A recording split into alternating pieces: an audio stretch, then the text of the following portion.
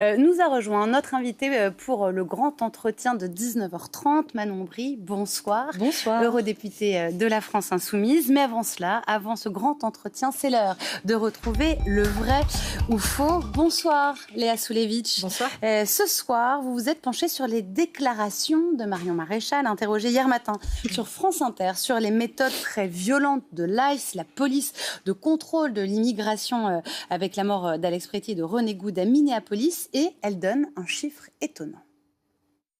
Sous Barack Obama, il y a eu également 56 décès de clandestins. Bon, à l'époque, on n'en avait pas parlé. Oui, je vous l'apprends peut-être. En effet, personne n'en parle, puisque les méthodes de la police américaine sont celles-ci. Et moi, je ne suis pas là pour faire la police de la police.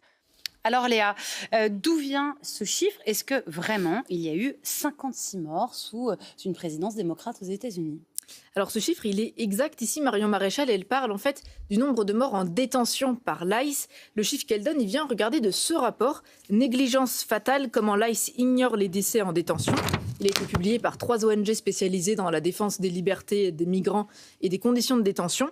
Et vous le voyez ici, c'est noté, il y a eu 56 décès en détention par l'ICE sous l'administration Obama, dont 6 suicides et au moins un décès après une tentative de suicide. Alors ce rapport, il dénonce notamment des violations des normes médicales et sanitaires par l'ICE qui auraient contribué à la mort de plusieurs personnes en détention. Donc c'est vrai, les conditions de détention par l'ICE étaient déjà problématiques et dénoncées par les ONG sous Barack Obama. Et le chiffre de 56 morts existe bien. Et il est même en dessous de la réalité, puisque ce rapport, il est paru avant la fin de l'ère Obama. Si on prend ces 2 mandats en entier, on arrive en fait à 69 décès en détention. Ok, et vous avez regardé aussi sous l'administration Trump. Est-ce que donc ICE, cette police de contrôle de l'immigration, a fait autant de victimes? Alors pour ça, je vous propose de regarder les chiffres sur la durée.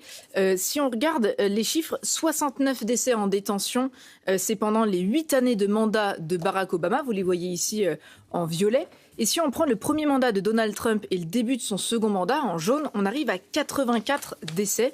Donc en seulement 5 ans, en fait, l'ICE sous Donald Trump a un bilan plus lourd que l'ICE sous Barack Obama. Et puis vous le voyez, 32 décès en 2025, c'est donc là en vert, c'est l'année la plus meurtrière en détention depuis 20 ans pour les ONG. Comme l'administration Trump, en fait, elle intensifie les arrestations et les placements en détention. Et bien cette surpopulation carcérale, elle dégrade les conditions de détention qui étaient déjà médiocres, comme on l'a vu, d'où aussi cette hausse du nombre de décès due aux raisons médicales et à des suicides. Donc en fait, si on vous suit, Marion Maréchal, elle compare des choses qui ne sont pas comparables. Oui, en fait, c'est-à-dire que donc le chiffre existe, mais il répond pas du tout à la question qui est posée à Marion Maréchal. On l'interroge sur la mort d'Alex Préti et de René Goud, tués dans la rue, je le rappelle, au cours d'une intervention de l'ICE, et elle répond avec les chiffres des morts en détention.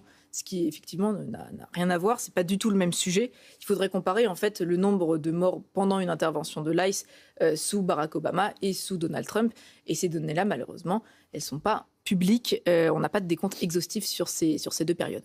Merci beaucoup. Léa, le vrai au fond, on vous retrouve le samedi à midi et tous les soirs ici à 19h30. Merci beaucoup Léa. Manon Aubry, donc je le disais, vous êtes notre grand entretien ce soir, eurodéputée de la France Insoumise, coprésidente du groupe La Gauche au Parlement européen.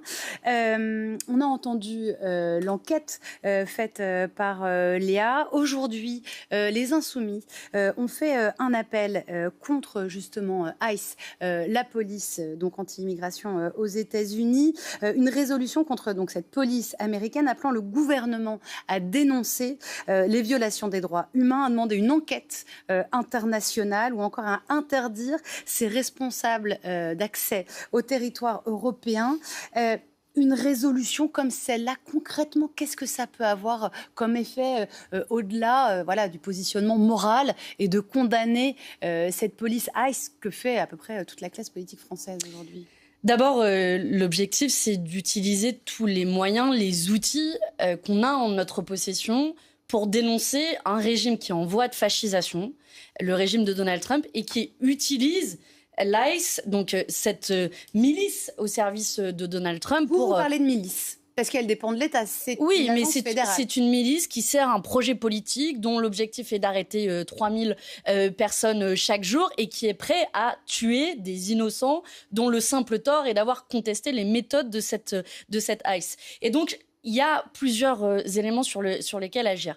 Je pense d'abord qu'en tant que dirigeant européen, on ne peut pas rester sans rien dire et on ne peut pas avoir le droit international et les droits humains à géométrie variable.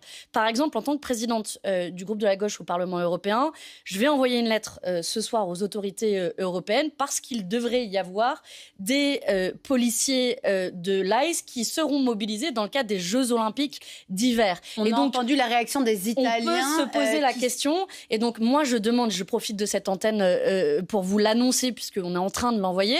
Je demande solennellement à ce que aucun représentant de la milice au service de Trump ne soit présent sur le territoire européen. Mais au-delà de ça, on ne peut pas prendre des sanctions à l'égard de régimes qui violent les droits humains à l'échelon international, que ce soit Vladimir Poutine ou d'autres, et ne pas les prendre quand il s'agit de Donald Trump. Donc oui, il faut prendre des sanctions à l'égard du régime américain, et je vais même plus loin, interroger notre propre complicité dans ce système, puisqu'il a été révélé par vos confrères hier que Capgemini, qui est une entreprise française, est directement utilisée par les services de l'ICE. Donc je pense qu'on peut interroger la responsabilité du gouvernement français. Mais quelles sanctions contre le gouvernement américain? Dans cette demande de résolution, il y a aussi une enquête internationale aux États-Unis. Ça vous semble réaliste? Très honnêtement. Je vous donne des exemples très concrets. On a beaucoup parlé ces derniers jours, notamment en réplique aux menaces qu'a proférées Donald Trump sur le Groenland, d'utiliser des outils comme des outils commerciaux qui sont des outils anti-coercition. Si on considère aujourd'hui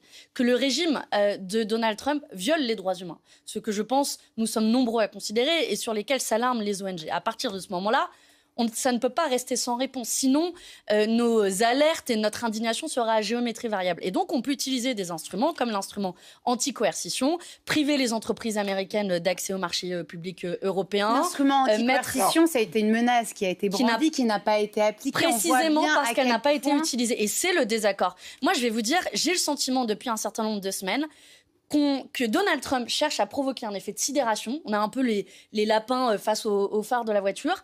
Et on va d'une sidération à une autre. On oublie presque qu'il a menacé d'envahir un territoire européen pas plus tard que la semaine dernière. On oublie que 2 semaines avant, il avait attaqué directement le Venezuela. Et on va d'un truc à l'autre et rien ne se passe. On ne peut plus être le paillasson de Donald Trump. Ça suffit.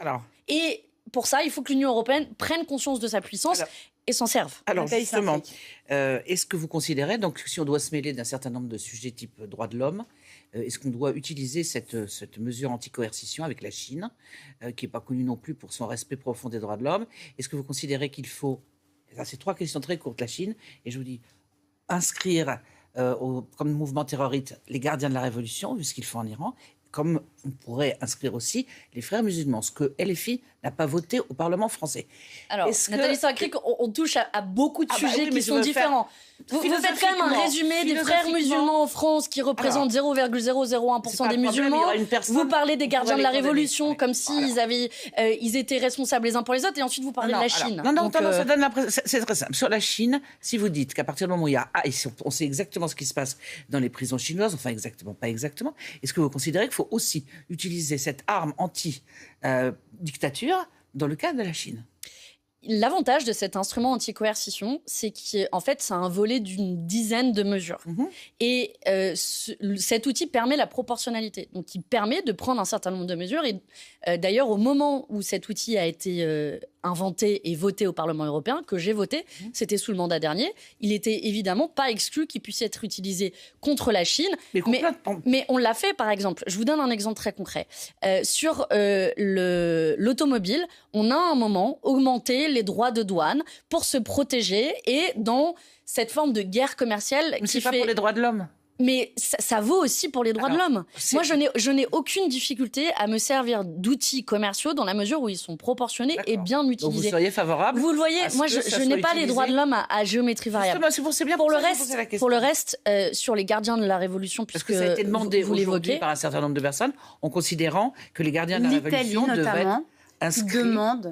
C'est symbolique, hein, dans la liste européenne. Mais vous faites bien de le dire, parce que moi, ce qui m'intéresse en droit international sont les outils. En l'occurrence, sur les gardiens... Vous avez dit même que certaines choses qui sont symboliques. C'est pour ça que je me permets de revenir là-dessus. Donc, voyons l'utilité concrète. Inscrire les gardiens de la Révolution sur la liste des organisations terroristes de l'Union européenne, en pratique, ça n'amène rien. En termes de sanctions, il y a un régime de sanctions qui est en œuvre sur l'Iran depuis 2011. Rien, symboliquement, ça dit quelque chose. Dont on voit d'ailleurs dont l'efficacité est discutable. Et moi, ce que je pense qui est le plus efficace contre les gardiens de la révolution en Iran, c'est de batailler avec les mêmes moyens qu'une organisation criminelle. Je vous donne un exemple très concret. Ils ont utilisé plus d'1 milliard d'euros grâce aux plateformes de crypto-monnaie. Eh bien, contrôlons les plateformes de crypto-monnaie. Je pense que ce sera plus efficace que d'inscrire sur la liste des gardiens de la Révolution. Luttons contre la flotte fantôme qui leur permet de revendre du pétrole. Voilà des choses extrêmement concrètes. En même temps que, et je n'oublie pas, puisque nous sommes français, nous avons 2 ressortissants français, Jacques Paris et Cécile Collère, qui sont encore à l'ambassade et dont on souhaite la libération Exactement, et dont on souhaite la libération la plus rapide possible. Sur les frères musulmans, si vous dites que c'est symbolique, ça sert à rien. À la limite, ça peut ne servir à rien, mais ça peut aussi envoyer un petit signal. Donc pourquoi dire non, en fait ? Est-ce que vous avez lu le rapport qui a été fait à l'Assemblée nationale avant l'inscription de ce groupe comme sur la liste des organisations terroristes? Non, mais a priori... Vous auriez dû, parce que c'est intéressant, parce qu'il pointe que aujourd'hui, la question des frères musulmans, c'est quelques dizaines d'individus sur le territoire français, et ils représentent 0,0 je ne sais plus combien % de la population française. Donc aujourd'hui, ce n'est pas l'outil efficace, y compris si vous voulez lutter contre la radicalisation qui existe, comme malheureusement dans toute religion qui existe, ce n'est pas l'outil qui est le plus efficace. Donc je ne vois pas comment on en arrive à avoir un débat. Est-ce que le débat fondamental aujourd'hui en France est de savoir s'il faut inscrire dans une les frères musulmans à la liste des organisations terroristes? Ça ne sert à rien. Au mieux, ça envoie quelque chose de... Non, je vais au bout de ma pensée. Je ne suis pas dupe de l'opération qui est menée en l'occurrence par le groupe d'Éric Ciotti et par la droite au Parlement et à l'Assemblée nationale, dont l'objectif est de trouver le moindre prétexte chaque jour, chaque semaine, pour cibler nos concitoyens qui sont de confession musulmane et les associer à travers ça aux frères musulmans, là où 99,999% des musulmans aujourd'hui en France, dans notre pays, n'ont absolument aucun rapport avec les frères musulmans. Donc moi, je refuse la manière dont on est aujourd'hui en train de structurer le débat qui vise à pointer du doigt les musulmans dans notre pays. Manon Aubry, je voudrais qu'on revienne sur l'Iran et sur la manière dont la communauté internationale pourrait réagir. C'est la sidération aujourd'hui avec ce massacre qui se joue à huis clos, des chiffres qui sont terribles, où ça pourrait aller jusqu'à plus de 30 000 victimes en Iran suite à ces manifestations. J'ai pas bien compris votre réponse par rapport au classement des gardiens de la Révolution sur la liste des organisations terroristes. C'est une proposition de l'Italie aujourd'hui qui demande à ce que jeudi puissent être votés et inscrites les gardiens de la Révolution à la liste des organisations terroristes. Ma question est simple, est-ce que vous y êtes favorable? Je vous redis que ce n'est pas l'outil qui est efficace et utile. Ça, j'ai compris que vous estimiez que ce n'était pas l'outil le plus efficace. Pas les autres. Non, mais si vous voulez, moi, pour autant, est-ce que vous y êtes favorable? J'ai voté la semaine dernière au Parlement européen une résolution dans laquelle il était inscrit un certain nombre de choses en soutien à la révolte au peuple iranien, qui appelle à la libération des prisonniers, qui appelle évidemment à la protection des droits des femmes, qui appelle aussi à la lutte contre tous les outils de bandes organisées, parce que c'est des outils criminels de bandes organisées qui permettent aux gardiens de la Révolution d'avoir une chape de plomb sur sa population. Et je pense que ça est redoutablement plus efficace que l'inscription sur la liste des organisations terroristes. Et je vous le redis, je pense qu'on décale le débat. Et pendant qu'on a ce débat sur la liste des inscriptions des organisations terroristes, on n'a pas tout le débat des outils qu'on peut activer. Nous, en tant qu'Européens, je vous prends un exemple. Les sanctions de 2011, elles concernent quelques centaines d'individus qui font partie du régime des gardiens de la Révolution. Probablement, cette liste doit être étendue. Voilà ce sur quoi on doit se focaliser. Mais je suis vigilante à quoi ? Je suis vigilante à ce qu'on n'utilise pas ce type de discours pour prendre des sanctions économiques plus larges qui visent et qui frappent d'abord la population iranienne, qui a connu par exemple une augmentation, une inflation des prix alimentaires de 75% qui est rien aussi, que sur l'an dernier. qui est aussi à l'origine Et qui est une là, des raisons de la mobilisation.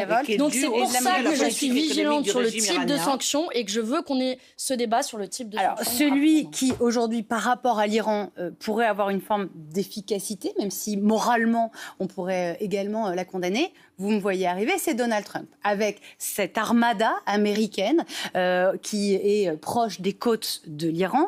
On ne sait pas encore exactement ce que compte faire Donald Trump, mais s'il se dit prêt à agir, si par son action, il peut renverser le régime des mollahs, est-ce que même si moralement ça ne correspond pas, à votre camp politique, est-ce que dans cette situation-là, oui, peut-être que c'est la dernière solution qui reste au peuple iranien. Est-ce que vous pensez que c'est en bombardant les civils qu'on peut Non, on ne les parle sauver? pas de bombarder les civils, on parle... Mais vous le savez comme moi que Des aucune frappes ciblées contre... Ok, prenons les Ali exemples Khamenei. des dernières fois où la grande nation des États-Unis a voulu apporter la paix et la démocratie dans le monde. En Irak, Aux États-Unis, en Afghanistan, en Allemagne, après la guerre. il y a des 80 bombardements ans, civils Madame aussi. Saint-Cric. Oui, d'accord. Toutes les dernières interventions, vous le savez comme moi, se sont soldées par un cuisant échec. Échec d'un point de vue de la défense des droits fondamentaux, des droits humains et le retour de la démocratie, du point de vue de la défense du droit des femmes et du point de vue aussi, parce que je n'oublie pas, n'en déplaise à Donald Trump, que des ressortissants, y compris de nos pays, ont péri dans ces interventions militaires qui n'avaient pas lieu d'être et qui ont été d'aucune efficacité pour ramener la démocratie. Illusion, selon vous. C'est une totale illusion. On ne fait pas la paix, on ne ramène pas ni la paix ni la démocratie avec des bombes. Je n'y crois pas. Mais on avait tout à l'heure Amina Refi sur notre plateau, qui est un journaliste au point et qui connaît très bien le sujet et qui disait qu'une partie du peuple iranien aujourd'hui est dans une situation quand même une aide tellement de désespérée l'extérieur. oui, même Il des ne s'agit frappes pas d'aller américaines. bombarder tout l'Iran. Moi, ce que j'entends aussi d'une partie du peuple iranien, et notamment du courant républicain qui existe et qui est fort aussi en Iran, qui dit ni le Shah, ni les mollahs, on veut avoir les moyens de se libérer nous-mêmes. On s'en fiche du Shah. On s'en fiche pas, parce que L'idée, c'est pas de mettre un dictateur, de refaire le régime du Shah d'Iran. Vous avez... Je sais que ça, vous allez avec dire donc que son fils c'est Reza une Pahlavi. dictature. Le fils est en exil depuis longtemps, dit qu'il peut être une transition. Il s'agit de faire venir juste quelque chose qui ne soit pas une république islamique. Et donc, où les femmes n'ont même pas le droit.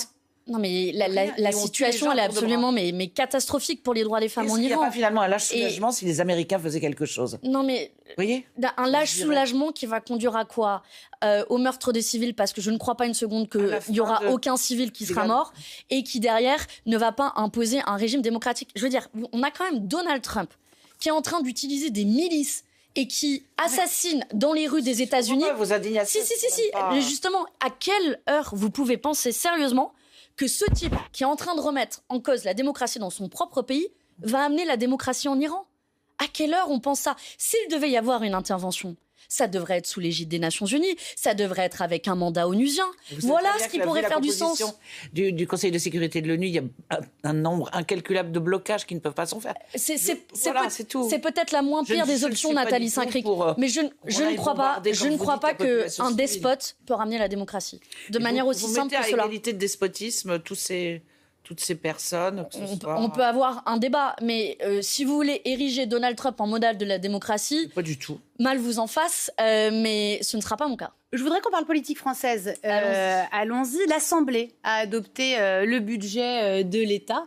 Et Sébastien Cornu, le premier... avec un 49-3. Avec un 49-3, mais pas eu vraiment de vote. Et il va être transmis au Sénat. Voilà, on a toutes les précisions de la journée politique aujourd'hui. Sébastien Lecornu a eu un discours aujourd'hui à l'Assemblée nationale. Il a parlé d'un budget de sursaut, justement, avec cette nécessité d'avoir un effort militaire. Et puis, il a pointé du doigt également votre parti politique, les Insoumis, en disant il ne propose pas d'alternative. J'avais pas entendu est-ce que j'étais au Parlement européen aujourd'hui. Voilà. C'est quand même assez fort de café. Pourquoi c'est fort de café? Vous pouvez être en désaccord avec nous, c'est pas de problème. Contrairement à Donald Trump, vous voyez, moi j'aime bien la démocratie. Mais venir nous dire qu'on propose pas d'alternative quand on a fait un contre-budget extrêmement détaillé, appuyé sur le programme que vous avez du bloqué nouveau les Front débats. Populaire, absolument pas. Quand on propose, par exemple, de nouvelles recettes avec la taxe Zuckman, qui est une taxe de 2% sur la poignée de milliardaires dans notre pays, le gouvernement dit non. Quand on propose de faire rendre l'impôt sur le revenu davantage progressif, qui permet de dégager des recettes, et en même temps de baisser l'impôt pour tous ceux qui gagnent moins de 4 000 € par mois, le gouvernement le refuse. Je pourrais vous faire une liste, elle est un peu longue. Oui, et puis moi, je pourrais vous dire, Manon Ombry, ce que vous vouliez, c'était pas un compromis sur le budget, c'était d'avoir de nouvelles élections. Non. Donc, en fait, évidemment, vous n'avez pas proposé d'alternative parce que vous ne vouliez pas. Non, on progresse dans la discussion. Vous êtes quand même obligé d'admettre que des propositions, on en a faites. Oui. Et que alors, moi, la réalité, on a aujourd'hui un Premier ministre qui ne gouverne que par la force, qui s'était engagé à ne pas utiliser le 49.3 et qui a recours. J'oublie pas, avec le soutien des socialistes, dont je regrette qu'ils aient changé manifestement d'alliance en passant du nouveau Front populaire au macronisme, mais toujours est-il que quand on est de gauche, on ne peut pas accepter un budget Pour vous, les socialistes ne sont plus de gauche ? Quand on accepte un budget qui supprime 4000 postes d'enseignants, qui fait près de 4 milliards d'euros de coupes dans le budget des hôpitaux, qui supprime la prime de Noël, avec la qui supprime de la réforme des retraites, on va pas refaire. Non, il n'y a pas la suspension, il y a un décalage d'1 an dans le temps. Si on pense qu'on peut résumer le projet de gauche à cela, moi je pense à ceux qui vont d'abord souffrir les premiers de ce budget qui est profondément injuste. Et d'ailleurs, je remarque que je ne suis pas la seule. Il n'y a pas que les Insoumis qui ont déposé une motion de censure. Non, les écologistes aussi, les communistes aussi. Et le Rassemblement national. Alors, le Rassemblement national, vous savez le nombre de désaccords que j'ai avec eux. De toute façon, on ne votera jamais leur motion de censure. Nathalie Est-ce que ça justifie qu'il y ait une guerre au couteau pour les municipales avec le Parti socialiste en clair? On a l'impression qu'il y a des endroits sur lesquels ça se focalise. C'est-à-dire ceux d'ailleurs dont Jean-Luc Mélenchon avait annoncé qu'ils seraient punis pour leur comportement. On peut penser à Michael Delafosse à Montpellier, on peut penser à certaines personnes qui sont dans votre viseur, ou Sophia Chikirou qui finalement ira jusqu'au bout et qui risque d'être une alliée objective ou subjective de Rachida Dati. Est-ce que c'est véritablement le but, c'est de se présenter, d'être élu, et pas non plus de dézinguer systématiquement les socialistes qui se présentent? Est-ce que c'est une rupture on a l'impression que c'est même plus des ennemis que la droite? Madame Saint-Cric, est-ce que vous connaissez beaucoup de cadres électoraux et d'élections dans lesquels on se présente, dont l'objectif n'est pas de leur remporter? Bien sûr, mais on n'est pas obligé d'utiliser un certain nombre de termes, en sachant qu'il y a en général un deuxième tour au municipal. Moi, je fais de la politique. Je conteste le bilan des socialistes, on l'évoquait à l'instant, qui manifestement a changé d'alliance. Et donc, dans ces conditions, oui, il est difficile de s'allier au niveau local quand on n'a pas la même cohérence du projet politique. On n'a jamais vu, en tout cas pas depuis longtemps, à Paris, avoir quelqu'un comme Sophia Chikirou qui, contre les socialistes, normalement, alors il peut y avoir des désaccords dans la famille de gauche, on l'a bien compris, mais elle dit quand même, il ne faut pas qu'un socialiste soit maire de Paris. En effet, je rejoins Nathalie Saint-Cric, on a l'impression qu'aujourd'hui, par exemple, si on prend Paris, mais il y a d'autres villes, Marseille, Montpellier, on a l'impression que les socialistes, je vais jusqu'à la fin de ma question, Manon Aubry, les socialistes sont plus un adversaire pour les Insoumis que ne peut être la droite de Rachida Dati. C'est quand même fou parce que on serait la seule formation politique, et j'en fais un petit paquet de plateaux télé, à qui on interroge la légitimité de se présenter à une élection. On vous a pas dit de pas vous présenter. Non, mais, donc voilà, merci. Les termes utilisés. J'ai déjà gagné. Qu'un socialiste soit maire de Paris. Non mais madame, si vous voulez gagner une élection, a priori, vous gagnez contre les socialistes, mais vous posez pas la question, par exemple, je vais jusqu'au bout, parce que j'ai entendu votre question jusqu'au bout. Vous posez pas la question aux socialistes qui sont candidats à Strasbourg contre la maire sortante des écolos. Est-ce que vous voulez faire perdre les écolos? C'est une élection. Mais scoop, on se présente pour la gagner. Et on se présente pour la gagner à Paris, à Strasbourg, à Montpellier, mais aussi dans des villes où l'extrême droite est au pouvoir. J'étais la semaine dernière en meeting à Perpignan contre Louis Alliot. D'ailleurs, à Perpignan, on a proposé une alliance de toute la gauche. Vous n'assumiez pas cette stratégie. Assumez quoi? Cette stratégie solitaire. Je suis très à l'aise. Cette stratégie solitaire pour les municipales de la France insoumise, qui n'a pas cette implantation locale d'habitude, qui d'habitude est plus liée avec les autres partis de la gauche et qui là va dans des fiefs socialistes, dans des fiefs communistes également. On peut parler par exemple de. Je vais vous poser une question. C'est une stratégie. Vous posez question. Non, vous allez répondre à mes questions parce qu'on a bientôt terminé. Quelle stratégie est-ce que vous l'assumez? Quelle est la formation politique qui propose une alliance de toute la gauche au second tour si on arrive en tête au premier tour? Quelle est la formation? Pardon, mais parce que là, par exemple, donc, ça vous intéresse la stratégie politique. Donc, je vous dis en termes de stratégie politique, la France Insoumise, puisque vous n'avez pas l'air de le savoir, donc c'est tant mieux, je vais informer tout le monde, est la seule formation qui, au second tour des élections municipales, propose une alliance de toute la gauche. Donc si vous voulez avoir la garantie d'une alliance de la gauche pour le second tour, rangez-vous derrière les Insoumis. Il faut nous mettre en tête au premier tour, Voilà. parce que, Donc, par exemple, vous avez un candidat à Paris, Ariével, qui dit quand même plutôt faire perdre Paris que de s'allier avec la France Insoumise. Moi, je n'ai aucune difficulté mais ce n'est pas à le faire candidat alliance. tête de liste. Je n'ai aucune Contrairement à Sophia difficulté Chikirou. à faire alliance au second tour, mais il se trouve que ils ont préféré nous suis exclure désolée, du on vous premier tour. réinvitera. Et si on fait Le temps campagne est municipale, écoulé. c'est d'abord des sujets de fond. Merci. C'est la beaucoup, cantine gratuite, Aubry. c'est les C'est premiers terminé. mètres cubes Merci gratuits, vous voyez. beaucoup. C'est Tout de plus suite. intéressant que la politique politicienne. Merci beaucoup. Je m'arrête Tout de là, suite, promis. on retrouve les informés. Mais tout d'abord, c'est l'heure du Journal du Monde. Merci.